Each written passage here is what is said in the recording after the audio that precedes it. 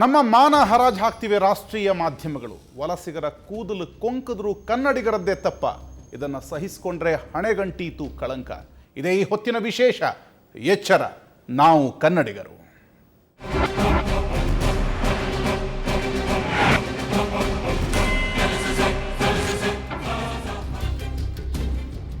ಹೊಸ ವರ್ಷಾಚರಣೆಯ ವೇಳೆ ಎಂಜಿ ರಸ್ತೆ ಮತ್ತು ಬ್ರಿಗೇಡ್ ರಸ್ತೆಯಲ್ಲಿ ಯುವತಿಯರಿಗೆ ಲೈಂಗಿಕ ಕಿರುಕುಳ.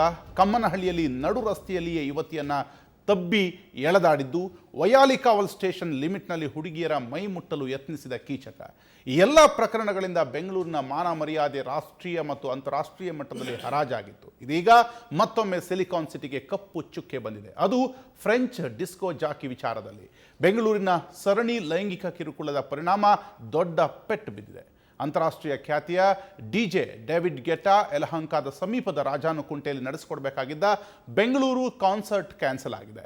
ಅದಕ್ಕೆ ಆತ ಕೊಟ್ಟಿರುವ ಕಾರಣ ಬೆಂಗಳೂರು ಸೇಫ್ ಅಲ್ಲ ಅನ್ನೋದು. ಬೆಂಗಳೂರಿನ ಖ್ಯಾತಿಗೆ ಮಸಿ ಬಳಿಯುವ ಯತ್ನ ಇದು ಅನ್ನೋದರಲ್ಲಿ ಅನುಮಾನ ಇಲ್ಲ ಅನ್ನುವಂಥ ಮಾತು ಕೇಳಿಬರ್ತಾ ಇದೆ. ಬೆಂಗಳೂರಿನಲ್ಲಿ ಇತ್ತೀಚೆಗೆ ನಡೆಯುತ್ತಿರುವ ಘಟನೆಗಳಿಗೆ ಈತನಿಗೆ ಭಯ ತಂದಿದೆಯಂತೆ. ಅದಕ್ಕೆ ಚಾನ್ಸ್ ತೆಗೆದುಕೊಳ್ಳೋದು ಯಾಕೆ ಅಂತ ಡೇವಿಡ್ ಸಂಗೀತ ಕಾರ್ಯಕ್ರಮವನ್ನು ಕ್ಯಾನ್ಸಲ್ ಮಾಡಿದ್ದಾರೆ. ಆದರೆ ಆತನ ಮುಂಬೈ ಮತ್ತು ಹೈದರಾಬಾದ್ ಮತ್ತು ನವದೆಹಲಿಯಲ್ಲಿ ನಡೆಯುವ ಕಾರ್ಯಕ್ರಮಗಳಿಗೆ ಯಾವುದೇ ತೊಂದರೆ ಇಲ್ಲ.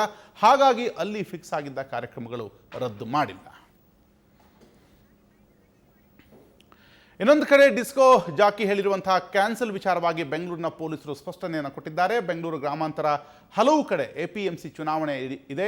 ಹೀಗಾಗಿ ಅಗತ್ಯ ಪೊಲೀಸ್ ಭದ್ರತೆಯನ್ನು ಕಲ್ಪಿಸಲಾಗಲಿಲ್ಲ ಅಂತ ಬೆಂಗಳೂರಿನ ಗ್ರಾಮಾಂತರ ಎಸ್ಪಿ ಅಮಿತ್ ಸಿಂಗ್ ಸ್ಪಷ್ಟನೆ ಕೊಟ್ಟಿದ್ದಾರೆ. ಅಲ್ಲದೆ ಮಂಗಳವಾರ ಮಾತ್ರ ಕಾರ್ಯಕ್ರಮಕ್ಕೆ ಅನುಮತಿಯನ್ನು ಕೇಳಿದ್ರು. ಹೀಗಾಗಿ ಗೊಂದಲ ಮೂಡಿ ಪರ್ಮಿಟ್ ನಿರಾಕರಿಸಲಾಗಿದೆ ಅಂತ ಹೇಳಿದ್ದಾರೆ. ಇಡೀ ಸನ್ ಬಂದು ನಮ್ಮ ಹತ್ರ 2 ಸತಿ ಫಂಕ್ಷನ್ಗೋಸ್ಕರ ಬಂದಿದ್ದರು. ಆ ಟೈಮಲ್ಲಿ ಕೂಡ ನಾನು 2 ಸತಿ ಕೂಡ ಪರ್ಮಿಷನ್ ಕೊಟ್ಟಿದ್ದೀನಿ ಮತ್ತು ಸಕ್ಸಸ್ಫುಲ್ ಆಗಿ ಫಂಕ್ಷನ್ ಕೂಡ ಆಯಿತು. ಈಗ ಇವತ್ತು ಫಂಕ್ಷನ್ಗೆ 2 ಡೇಸ್ ಬ್ಯಾಕ್ 10ನೇ ತಾರೀಕಿಗೆ ನಮ್ಮ ಹತ್ರ 11:30 ಗಂಟೆಗೆ ನಮ್ಮ ಆಫೀಸ್ಗೆ ಬಂದು ಅಲ್ಲಿ ಪರ್ಮಿಷನ್ ತೊಗೊಂಡಿಗೆ ನಮಗೆ ಪರ್ಮಿಷನ್ ಕೊಡಿ ನಾವು ಫಂಕ್ಷನ್ ಮಾಡಲಿಕ್ಕೆ. ನಾನು ಅವ್ರಿಗೆ ಅದೇ ಟೈಮ್ನಲ್ಲಿ ಹೇಳಿದ್ದೀನಿ ಇವತ್ತು APMC ಎಲೆಕ್ಷನ್ ಇದೆ ಆ್ಯಂಡ್ ಸುಮಾರು ಕರೆ ಎಲೆಕ್ಷನ್ ನಡೀತಾ ಇದೆ. ಸೊ ಆ ಟೈಮ್ನಲ್ಲಿ ಆ ದಿವಸ ಅದು ಕೊಡಲಿಕ್ಕೆ ಆಗಲ್ಲ. ಸೊ ನೀವು ರೀಶೆಡ್ಯೂಲ್ ಮಾಡಿ. ಸೊ ಅದೇ ಆದಮೇಲೆ ಇವತ್ತು ನಾನು ಮಾಹಿತಿ ಪ್ರಕಾರ ಈಗ ಟ್ವಿಟರ್ ಮತ್ತು ಸೋಷಿಯಲ್ ಮೀಡಿಯಾನಲ್ಲಿ ಈಗ ಲಾ ಆ್ಯಂಡ್ ಆರ್ಡರ್ ಮತ್ತು ಇನ್ಕ್ಯಾಪಬಿಲಿಟಿ ಆಫ್ ದ ಪೊಲೀಸ್ ಎಲ್ಲ ಬರೆದಿದ್ದು ಅದು ಸರಿ ಇಲ್ಲ. ಸೊ ಇಟ್ಸ್ ಟೋಟ್ಲಿ ಅದು ಲಾಸ್ಟ್ ಮೂಮೆಂಟ್. ಈ ಥರ ದೊಡ್ಡ ಫಂಕ್ಷನ್ನು ಅಲ್ಲಿ 15 to 20 ಸಾವಿರ ಜನ ಬರ್ತಾರೆ ಫಂಕ್ಷನ್ ಅಟೆಂಡ್ ಮಾಡಲಿಕ್ಕೆ. ಅಲ್ಲಿಗೆ ಪ್ರಾಪರ್ ಪ್ಲ್ಯಾನಿಂಗ್ ಮಾಡಲೇಬೇಕು ಕೂಡ ಮತ್ತು ನಮಗೆ ಕೂಡ ಸಾಕಷ್ಟು ಸಮಯ ಕೂಡ ಬೇಕು ಅದು ಪ್ಲ್ಯಾನ್ ಮಾಡಿಕೊಂಡು ಏನೇನು ಇನ್ಫ್ರಾಸ್ಟ್ರಕ್ಚರ್ನ ಮಾಡಲಿಕ್ಕೆ.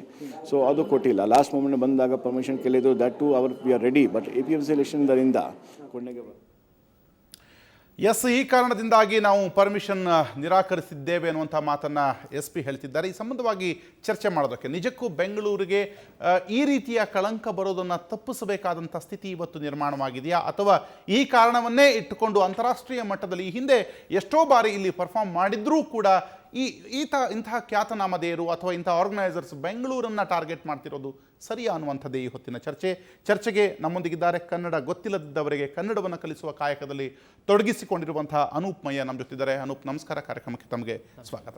ಹಾಗೆ DJ ದಿಲೀಪ್ ಕೂಡ ನಮ್ಮ ಜೊತಿದ್ದಾರೆ. ನಮಸ್ಕಾರ ದಿಲೀಪ್, ಕಾರ್ಯಕ್ರಮಕ್ಕೆ ತಮಗೂ ಕೂಡ ಸ್ವಾಗತ. ಹ್ಯಾಪಿ ನ್ಯೂ ಇಯರ್ ಚಿತ್ರದ ನಾಯಕ ನಟಿ ರಾಜ್ಶ್ರೀ ನಮ್ಮ ಜೊತಿದ್ದಾರೆ. ಮೇಡಮ್ ನಮಸ್ಕಾರ, ಕಾರ್ಯಕ್ರಮಕ್ಕೆ ತಮಗೂ ಕೂಡ ಸ್ವಾಗತ. ಕರ್ನಾಟಕ ರಕ್ಷಣಾ ವೇದಿಕೆಯ ಅಧ್ಯಕ್ಷರಾದಂಥ ಪ್ರವೀಣ್ ಶೆಟ್ಟಿ ಇದ್ದಾರೆ. ಸರ್ ನಮಸ್ಕಾರ, ಕಾರ್ಯಕ್ರಮಕ್ಕೆ ತಮಗೂ ಸ್ವಾಗತ. ಹಿರಿಯ ನಿವೃತ್ತ ಪೊಲೀಸ್ ಅಧಿಕಾರಿ ನಾಗರಾಜ್ ಇದ್ದಾರೆ. ಸರ್ ನಮಸ್ಕಾರ, ಕಾರ್ಯಕ್ರಮಕ್ಕೆ ತಮಗೂ ಕೂಡ ಸ್ವಾಗತ. ನಾನು ಮೊದಲಿಗೆ ದಿಲೀಪನ್ನೇ ಮಾತಾಡಿಸ್ತೀನಿ. ದಿಲೀಪ್, ನಿಮಗೂ ಒಂದು ನಿರೀಕ್ಷೆ ಇರ್ಬೋದು. ಡೇವಿಡ್ ಶೋ ಅಂದರೆ ಅದೊಂದು ಎಕ್ಸ್ಪೆಕ್ಟೆಡ್ ಶೋ. 15-20 ಸಾವಿರ ಜನ ಸೇರ್ತಾರೆ. ಬೆಂಗಳೂರಿನ DJ ಪ್ರಿಯರಿಗೆ, ಮ್ಯೂಸಿಕ್ ಪ್ರಿಯರಿಗೆ, ವೆಸ್ಟರ್ನ್ ಮ್ಯೂಸಿಕ್ ಪ್ರಿಯರಿಗೆ ಒಂದು ದೊಡ್ಡ ಹಬ್ಬನೇ ಅನ್ನುವಂಥದ್ದು. ಆದರೆ ಈ ಇವೆಂಟ್ ಕ್ಯಾನ್ಸಲ್ ಆಗಿದ್ದು ಕೊಟ್ಟಂಥ ಕಾರಣ ನಿಮಗೆ ಸರಿ ಅನಿಸ್ತಾ ಇದೆಯಾ? ಸರ್, ನಾನು ಆರ್ಗನೈಸರ್ ಅಲ್ಲ, ಐ ಆಮ್ ಅನ್ ಆರ್ಟಿಸ್ಟ್. ನಾನು ಕೂಡ ಇವೆಂಟ್ ಹೋಸ್ಟ್ ಮಾಡ್ತೀನಿ. ಯಾವುದೇ ಒಂದು ಸಂಸ್ಥೆ ಇವೆಂಟ್ ಹೋಸ್ಟ್ ಮಾಡೋಕ್ಕಿಂತ ಮುಂಚೆ they will definitely make it a point that they will take prior approval and all the required legally whatever you're supposed to be taking ಖಂಡಿತವಾಗ್ಲೂ ತೊಗೊಂತಾರೆ. ಈ ಆರ್ಗನೈಸರ್ಸು 10 ವರ್ಷದಿಂದ they have been doing this Sunburn ಇದು concept. So ನನ್ನ ಪ್ರಕಾರ first of all ಫ್ಯಾನ್ಸ್ಗೆ ತುಂಬಾ disappoint ಆಗಿದೆ. ಯಾಕೆಂದರೆ ಇದು ಈಗಲ್ಲ, ಅಟ್ಲೀಸ್ಟ್ ಒಂದು 3 months ಜನ ಆನ್ಲೈನಲ್ಲಿ ಟಿಕೆಟ್ಸ್ ಬುಕ್ ಮಾಡ್ತಾ ಇದ್ದಾರೆ. ತುಂಬ ಎಕ್ಸೈಟೆಡ್ ಆಗಿದ್ರು, ಇವತ್ತು ಹೋಗಬೇಕು, ಡೇವಿಡ್ ಗುಡ್ಡ ಮ್ಯೂಸಿಕ್ ಕೇಳಬೇಕು, ದೇ ನೀಡ್ ಟು ಎಂಜಾಯ್ ಅಂತ. ಯಾಕಂದರೆ ಡೇವಿಡ್ ಗುಡ್ಡಾಗೆ ಫ್ಯಾನ್ ಫಾಲೋವರ್ಸ್ ತುಂಬ ಇದ್ದಾರೆ ಅಕ್ರಾಸ್ ದ ವರ್ಲ್ಡ್. ಅವರು ಇವತ್ತು ತುಂಬ ಆಂಟಿಸಿಪೇಟೆಡ್ ಆರ್ಟಿಸ್ಟ್ ಇವತ್ತು. ಓಕೆ, ಬಟ್ ಅನ್ಫಾರ್ಚುನೇಟ್ಲಿ ಲಾಸ್ಟ್ ಮೂಮೆಂಟಲ್ಲಿ ಇವತ್ತು ಎಲ್ಲರೂ ಗೊತ್ತಾಯಿತು ಕ್ಯಾನ್ಸಲ್ ಆಗಿದೆ ಅಂತ. So that is very disappointing. And talking about sunburn, they are very organised. But ಆದರೆ ನೀವು ಅವರ ಪೋಸ್ಟ್ಗಳನ್ನು ಐ ಥಿಂಕ್ ನೀವು ಕೂಡ ಅಬ್ಸರ್ವ್ ಮಾಡಿರ್ತೀರಿ ಅಂತ ನಾನು ಅಂದ್ಕೊಂಡಿದ್ದೀನಿ. ಈಗಾಗಲೇ ಅವ್ರು ಹೇಳಿರೋ ಪ್ರಕಾರ ಬೆಂಗಳೂರಿನ ನ್ಯೂ ಇಯರ್ ಇನ್ಸಿಡೆಂಟ್ ಅಥವಾ ಇನ್ನೊಂದು 2 ಇನ್ಸಿಡೆಂಟ್ಗಳಿಂದ ಬ್ಯಾಂಗ್ಳೂರಲ್ಲಿ ಸೆಕ್ಯೂರಿಟಿ ಪ್ರಾಬ್ಲಮ್ ಆಗ್ತಿದೆ. So Bangalore is not safe ಅನ್ನುವಂಥ ಒಂದು ವರ್ಡನ್ನು ಡೇವಿಡ್ ಅವರ ಪೇಜಲ್ಲೂ ಇತ್ತು ಮತ್ತು ಸನ್ಬರ್ನ್ ಪೇಜಲ್ಲೂ ಕೂಡ ಇತ್ತು, ಫಾಲೋವರ್ಸ್ ಪೇಜಲ್ಲೂ ಕೂಡ ಇತ್ತು ಅನ್ನುವಂಥದ್ದು ಒಂದು ಡ್ಯಾಮೇಜ್ ಅಲ್ವಾ ಇದು? ಸರ್, ಈ ಥರ ಇದ್ದರೆ ಅದು ಖಂಡಿತ ಒಳ್ಳೇದಲ್ಲ. ಬಟ್ ನನಗೆ ಗೊತ್ತಿರೋ ಪ್ರಕಾರ ಆರ್ಟಿಸ್ಟ್ ಆಗಲಿ ಅಥವಾ ಆರ್ಗನೈಸರ್ಸ್ ಆಗಲಿ ಈ ಥರ ಹೇಳಿರೋಕ್ಕೆ ಚಾನ್ಸ್ ಇರಲ್ಲ. ನಾವು ಅದನ್ನ ಬೇಕಾದ್ರೆ ನಿಮಗೆ ನಾನು ಆ ಪೇಜ್ ನಾನು ನೋಡಿಲ್ಲ ಅನ್ಸುತ್ತೆ, ತೋರಿಸ್ತೇನೆ. ಓಕೆ, ಖಂಡಿತವಾಗಿ ಅವರ ಆ ಪೇಜ್ ಅಲ್ಲಿ ಇತ್ತು ಅನ್ನುವಂಥದ್ದು. ಯಾಕಂದ್ರೆ ಪ್ರೀವಿಯಸ್ ಇನ್ಸಿಡೆಂಟೇ ರೀಸನ್ ಅನ್ನುವಂಥದ್ದು, SP ಕೊಡ್ತಿರುವಂಥದ್ದು ಇನ್ನೊಂದು ಕಾರಣ ಅನ್ನುವಂಥದ್ದು ಒಂದು ವಿಚಾರ. ಅನೂಪ್, ಈ ವಿಚಾರವಾಗಿ ತಾವೇನು ಹೇಳ್ತೀರಿ? ಅಂದರೆ ಇವತ್ತು ಇಂತಹ ಕಾರಣಗಳಿಂದಾಗಿ ಬೆಂಗಳೂರಿನ ಇಮೇಜ್ ಡ್ಯಾಮೇಜ್ ಆಗ್ತಿದೆ ಅಂತ ಅನ್ಸುತ್ತಾ? ಇವತ್ತು ಇವೆಂಟ್ ಕ್ಯಾನ್ಸಲ್ ಆಗಿದೆ. ಈ ಹಿಂದೆಯೂ ಕೂಡ ಅಫ್ಕೋರ್ಸ್ ಡೇವಿಡ್ ಇವೆಂಟ್ ಬ್ಯಾಂಗ್ಳೂರಿನಲ್ಲಿ ನಡೆದಿದೆ, ಅವರಿಗೂ ಬ್ಯಾಂಗ್ಳೂರು ವೇದಿಕೆಯನ್ನು ಕೊಟ್ಟಿದೆ, ಅವರ ಅಭಿಮಾನಿಗಳು ಆ ಶೋವನ್ನು ನೋಡಿದ್ದಾರೆ. ಒಂದು ಇವೆಂಟ್ ಕ್ಯಾನ್ಸಲ್, ಅದು ಕ್ಯಾನ್ಸಲ್ ಮಾಡಿ ಅಂತ ಹೇಳಿಲ್ಲ, ಪೋಸ್ಟ್ಪೋನ್ ಮಾಡಿ ಅಂತ ಹೇಳಿದ್ದಾರೆ. ಅಷ್ಟಕ್ಕೆ ಡಿಸಪಾಯಿಂಟ್ ಆಗಿ ಅವರ ಪೇಜಲ್ಲಿ ಹಾಕಿದ ತಕ್ಷಣ ಅದೇನಾಗಿದೆ ಅಂದರೆ ನ್ಯಾಷನಲ್ ಮೀಡಿಯಾದವ್ರು ಕ್ಯಾರಿ ಮಾಡಿದ್ದಾರೆ. ಸತ್ಯಾಸತ್ಯತೆ ಇನ್ನೊಂದು ವಿಚಾರ. ಬ್ಯಾಂಗ್ಳೂರ್ ಇಸ್ ನಾಟ್ ಸೇಫ್ ಅಷ್ಟೇ ವರ್ಡ್ ಬರ್ತಾ ಇರುವಂಥದ್ದು. ಇದು ಬೆಂಗಳೂರಿನ ಘನತೆಗೆ ಧಕ್ಕೆ ಅಲ್ವಾ? ಖಂಡಿತವಾಗ್ಲೂ ನೋಡ್ತಾ ಇದ್ರೆ ಬಹಳಷ್ಟು ದಿನದಿಂದ ಬೆಂಗಳೂರು ಬಗ್ಗೆ, ಬೆಂಗಳೂರು ಸೇಫ್ ಅಲ್ಲ, ಕನ್ನಡಿಗರೇ ಎಲ್ಲ ಮಾಡ್ತಿದ್ದಾರೆ ಅಂತ ಎಲ್ಲ ಮಾತಾಡ್ತಿದ್ದಾರೆ. ಇಷ್ಟು ವರ್ಷಗಳಿಂದ ಕನ್ನಡಿಗರು ಹೊರಗಿನವ್ರಿಗೆ ಎಲ್ಲೆಲ್ಲಿಂದ ಬರ್ತಾರೆ, ಬರೇ ನಾರ್ತ್ ಇಂಡಿಯಾ ಅಥವಾ ಚೆನ್ನೈ ಅಥವಾ ಆಂಧ್ರದಿಂದ ಮಾತ್ರ ಅಲ್ಲ, ಬಹಳಷ್ಟು ದೇಶಗಳಿಂದ ಬರ್ತಾರೆ. ಸೊ ಅಲ್ಲಿಂದೆಲ್ಲ ಬಂದು ಬೆಂಗಳೂರಲ್ಲಿ ಓದ್ಕೊಂಡು ಹೋಗ್ತಾರೆ ಅಥವಾ ಕೆಲಸ ಮಾಡಕ್ಕೆ ಬರ್ತಾರೆ. ಇಷ್ಟು ವೆಲ್ಕಮಿಂಗ್ ನಾವು ಎಲ್ಲರನ್ನು ಸ್ವಾಗತ ಮಾಡಿ ಎಲ್ರಿಗೂ ಬನ್ನಿ ಬನ್ನಿ, ನಿಮ್ಗೆ ಕೆಲಸ ಬೇಕಾ ಕೆಲಸ ಕೊಡ್ತೀವಿ, ನಿಮ್ಗೆ ಆಹಾರ ಬೇಕಾ ಆಹಾರ ಕೊಡ್ತೀವಿ ಅಂತ ಹೇಳ್ಕೊಂಡು ಇಷ್ಟು ವರ್ಷದಿಂದ ನಾವು ಸಹನೆಯಿಂದಾಗಿ ಇದ್ದಾಗ ಯಾರೋ ಬಂದು ಬೆಂಗಳೂರು ಸರಿ ಇಲ್ಲ, ಕನ್ನಡಿಗರು ಸರಿ ಇಲ್ಲ ಅಂತ ಹೇಳುವಾಗ ನಾವು ವಿರೋಧ ಮಾಡಬೇಕಾದ್ದೇ. ಅದು ಖಂಡಿತವಾಗ್ಲೂ ತಪ್ಪು. ಖಂಡಿತ ಎಲ್ಲೋ ಒಂದ್ ಕಡೆ ತಪ್ಪಾಗಿದೆ. ನ್ಯೂ ಇಯರ್ ಹೊಸ ವರ್ಷದಲ್ಲಿ ಯಾರೋ ಒಬ್ಬರೊಂದಷ್ಟು ಜನ ತಪ್ಪು ಮಾಡಿದ್ದಾರೆ. ಅವ್ರು ಯಾರು ಅಂತ ನಮ್ಗೆ ಗೊತ್ತಿಲ್ಲ. ಅವರು ಕನ್ನಡಿಗರಾಗಿರ್ಬೋದು, ಹೊರಗಿನವರಾಗಿರ್ಬೋದು, ನಾವು ಇವರೇ ಅಂತ ನಾವು ದೋಷಿಸ್ಲಿಕ್ಕೆ ಆಗೋದಿಲ್ಲ. ಬಟ್ ಆ ಸಂಘದಿಂದಾಗಿ, ಬರೀ ಆ ಒಂದು ಗ್ರೂಪ್ ಏನಿದೆ, ಆ ಗುಂಪಿನಿಂದಾಗಿ ಇಡೀ ಬೆಂಗಳೂರು ಅನ್ಸೇಫು ಅಥವಾ ಕನ್ನಡಿಗರು ತಪ್ಪು ಮಾಡ್ತಿದ್ದಾರೆ ಅಂತ ಹೇಳೋದು ಖಂಡಿತವಾಗ್ಲೂ. ಎಸ್, ಪ್ರವೀಣ್ ಶೆಟ್ರೆ, ಕನ್ನಡದ ಹಿತರಕ್ಷಣೆ ಮಾತ್ರ ಅಲ್ಲ, ಬೆಂಗಳೂರು ಕರ್ನಾಟಕದ ರಾಜಧಾನಿ, ಇದರ ಹಿತರಕ್ಷಣೆ ಕೂಡ ನಮ್ಮೆಲ್ಲರ ಜವಾಬ್ದಾರಿ. ಅಫ್ಕೋರ್ಸ್ ಇಂತಹ ಸಂದರ್ಭಗಳಲ್ಲಿ ಕೆಲವು ಇವೆಂಟ್ಗಳು ನಮ್ಮದಲ್ಲದ ಕೆಲವು ಇವೆಂಟ್ಗಳು ಇರ್ಬೋದು. ಫಾರ್ ಎಕ್ಸಾಂಪಲ್ ಮೊನ್ನೆ ನಡೆದಂತಹ ಇವೆಂಟು ಇಲ್ಲಿ MG ರಸ್ತೆಯಲ್ಲಿ, ಅಲ್ಲಿ ಪ್ರಾಪರಾಗಿ ಅದು ಪೊಲೀಸ್ ಫೇಲ್ವರ ಅಥವಾ ಆರ್ಗನೈಸಿಂಗ್ ಫೇಲ್ವರ ಅಥವಾ ಇವತ್ತಿನ ಯುವಕರ ಮನಸ್ಥಿತಿಯನ್ನೇ ನಾವು ತಪ್ಪು ಅಂತ ಹೇಳಬೇಕಾ, ಯಾವುದು ಗೊತ್ತಾಗ್ತಾ ಇಲ್ಲ.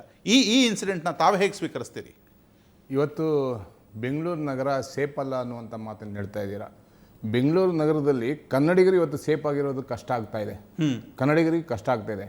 ಯಾಕಂದರೆ ಬೆಂಗಳೂರು ನಗರದಲ್ಲಿ ಇವತ್ತು ಬರೀ ಕನ್ನಡಿಗರು ಮಾತ್ರ ಇಲ್ಲ, ಬೇರೆ ರಾಜ್ಯದವ್ರು ಮಾತ್ರ ಇಲ್ಲ, ದೇಶ ವಿದೇಶದವರು ಅವ್ರು ಹೇಳಿದ್ರು ವಿದ್ಯಾಭ್ಯಾಸ ಮಾಡ್ತಾ ಇದ್ದಾರೆ, ವ್ಯವಹಾರ ಮಾಡ್ತಾ ಇದ್ದಾರೆ, ಬಿಸ್ನೆಸ್ ಮಾಡ್ತಾ ಇದ್ದಾರೆ, ಡ್ರಗ್ಸ್ ಮಾಫಿಯಾ ಮಾಡ್ತಾ ಇದ್ದಾರೆ. ಎಲ್ಲ ಮಾಡ್ತಾ ಇರೋರು ಬೇರೆ ದೇಶದವರು, ಬೇರೆ ರಾಜ್ಯದವ್ರು ಬಿಟ್ಟರೆ ಕನ್ನಡಿಗರು ಎಲ್ಲರಿಗೂ ಬದುಕಲಿಕ್ಕೆ ಅವಕಾಶ ಮಾಡಿಕೊಟ್ಟಿದ್ದೀವಿ. ಬೆಂಗಳೂರಲ್ಲಿ ಯಾವುದೇ ಕ್ರೈಮ್ ಆದರೂ ನಮ್ಮ ಪೊಲೀಸ್ ಅಧಿಕಾರಿಗಳು ಫಸ್ಟ್ ಹಿಡಿಯುವಂಥದ್ದೇ ಬೆಂಗಳೂರು ಪೊಲೀಸ್ ಅಧಿಕಾರಿಗಳು. ನನಗೆ ಗೊತ್ತಿದ್ದಂಗೆ ನಮ್ಮ ವೀರಪ್ಪನ ಹಂತಕರಿರ್ಬೋದು ಅಥವಾ ಉಗ್ರಗಾಮಿಗಳಿರ್ಬೋದು, ಅನೇಕ ಪ್ರಕರಣಗಳಲ್ಲಿ ಬೆಂಗಳೂರಲ್ಲಿ ಯಾರೂ ಕೆಟ್ಟದ್ದು ಮಾಡಿ ತಪ್ಪಿಸ್ಕೊಳ್ಳಿಕ್ಕೆ ಸಾಧ್ಯನೇ ಇಲ್ಲ. ಅದು ಕನ್ನಡಿಗರದ ಒಂದು ಶಕ್ತಿ, ನಮ್ಮ ಅಧಿಕಾರಿಗಳ ಶಕ್ತಿ, ಕನ್ನಡಿಗರ ಶಕ್ತಿ. ಇವತ್ತು ಏನಾಗ್ತಾ ಇದೆ, ಇಂಥ DJಗಳು ಬಂದಿಲ್ಲ, ನಮ್ಗೇನು ಅವರ ಬೇಕಾಗಿಲ್ಲ, ಅದನ್ನ ನೋಡುವಂಥವ್ರು ಯಾರು ಕನ್ನಡಿಗರಲ್ಲ. ಆ DJಗಳಲ್ಲಿ ಸನ್ಬರ್ನ್ ಇರ್ಬೋದು, ಇಂಥ DJಗಳಲ್ಲಿ ನಾವು ಎಷ್ಟೋ ಸಂದರ್ಭದಲ್ಲಿ ಇದನ್ನ ತಡೆಯುವಂಥ ಪ್ರಯತ್ನ ನಾವು ಮಾಡಬೇಕಾಗಿದೆ.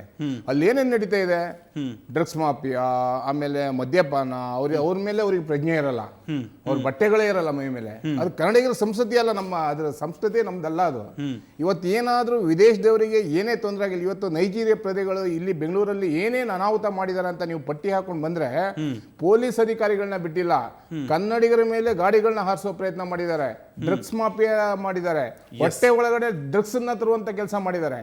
ಆದ್ರೂ ಸಹ ನಮ್ಮಲ್ಲಿ ಕಾನೂನು ವ್ಯವಸ್ಥೆಯಲ್ಲಿ ಅವ್ರನ್ನ ನಾವು ಹಿಡಿದು ಬಂದ್ಲಿಕ್ಕೆ ಆಗಿಲ್ಲ. ಯಾಕಂದ್ರೆ ಇವರು ಮಾತಾಡಿದ ಸೀದಾ ರಾಯಭಾರಿ ಕಚೇರಿ, ಅಲ್ಲಿಂದ ಅವರು ಎಷ್ಟು ಬೇಗ ರಿಯಾಕ್ಷನ್ ಮಾಡ್ತಾರಂದ್ರೆ ಅಷ್ಟು ಬೇಗ ಅವ್ರ ಕಡೆಯವ್ರನ್ನ ಬಚಾವ್ ಮಾಡ್ಲಿಕ್ಕೆ ಏನೇನ್ ಮಾಡ್ಬೇಕು ಮಾಡ್ತಾ ಇದ್ದಾರೆ. ಎಸ್, ಖಂಡಿತವಾಗಿ. ಆದ್ರೆ ಪ್ರವೀಣ್ ಶೆಟ್ರು ಹೇಳ್ತಾ ಇರೋದು, ಈ ನಮ್ಮದಲ್ಲದ ಸಂಸ್ಕೃತಿಗೆ ಮಣೆ ಹಾಕಿ ನಮಗೆ ಕೆಟ್ಟ ಹೆಸರಾಗ್ತಿದೆ, ಹಾಗಾಗಿ ಇಂಥ ಈವೆಂಟ್ಗಳು ಬೇಕಾ, ಇಂಥವ್ರು ಬರೆದಿದ್ರೆ ಏನು ಲಾಸ್ ನಮಗೆ ಅನ್ನುವಂಥದ್ದು. ಪ್ರಾಯಶಃ ದಿಲೀಪ್ ಅದಕ್ಕೆ ಉತ್ತರಿಸಬಹುದು ಅಂತ ನಾನು ಭಾವಿಸ್ತೇನೆ. ಇಂಥದ್ದಕ್ಕೂ ಕೂಡ ಒಂದಷ್ಟು ಅಭಿಮಾನಿಗಳಿದ್ದಾರೆ. ಇವತ್ತಿನ ಸಮೂಹ ಇದನ್ನು ಅಪೇಕ್ಷಿಸ್ತಾ ಇದೆ, ಅವರಿಗೂ ಕೂಡ ವೇದಿಕೆಯನ್ನು ಕೊಡಬೇಕಾ ಅನ್ನುವಂಥದ್ದು ಪ್ರಶ್ನೆ ಅವ್ರು.